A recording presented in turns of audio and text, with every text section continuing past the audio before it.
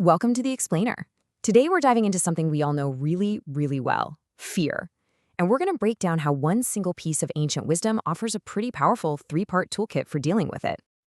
So let's just start with the big question. Think about it. Fear of the future, fear of failure, fear of what other people think. It's everywhere, right?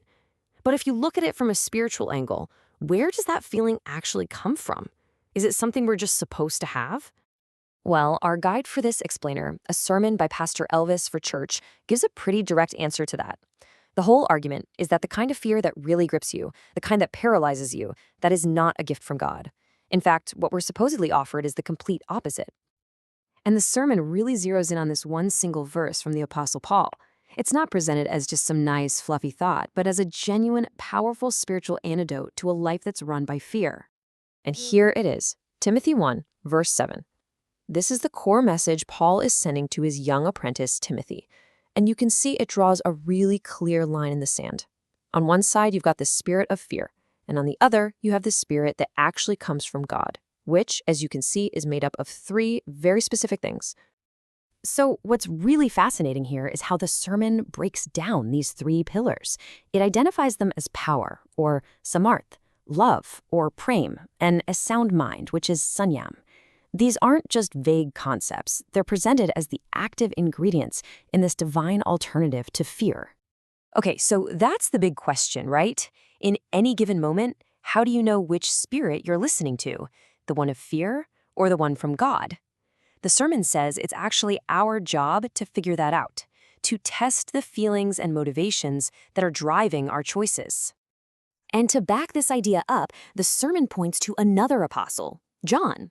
The message is pretty straightforward. Don't just blindly accept every impulse or feeling that comes your way. We're actually supposed to investigate them to see if they line up with the kind of spirit God actually gives us.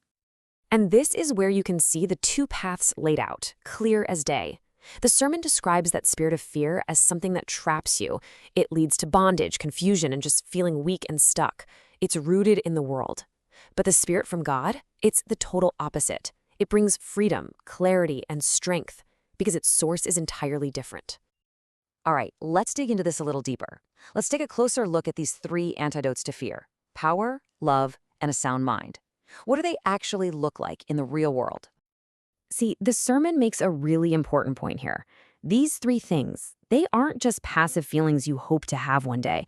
They're presented as active, functional tools that we're given.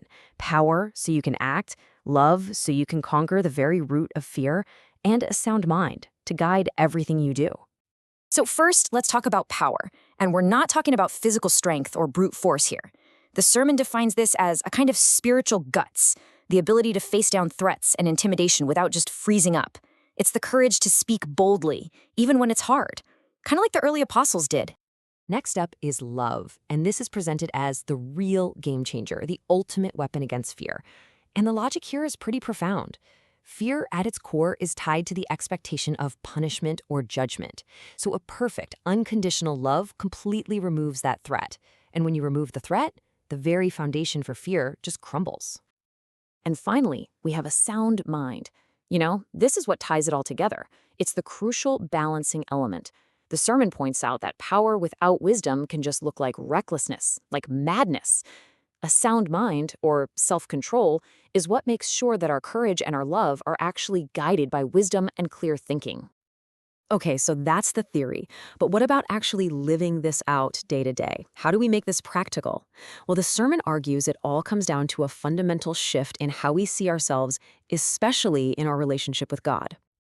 And this verse really gets to the heart of it. It's all about a massive shift in identity. The spirit we're given isn't one of bondage, like a slave who is naturally afraid of their master. No, it's a spirit of adoption that completely reframes the entire relationship into one of a secure, loved child with their father. And that's security. That's presented as the bedrock for a life without fear. All right, so let's just boil this all down to the key takeaways. First, that crippling fear we feel, it isn't our divine inheritance. Second, we have to be smart and actively check the source of our motivations. And third, the alternative we're given is this powerful three-part toolkit: power to be courageous, love to destroy fear's foundation, and a sound mind to guide it all with wisdom. So I'll just leave you with this question to think about. If you were to really take this on board, this spirit of power, love, and a sound mind, what's one fear in your life right now that you could start to face in a completely new way?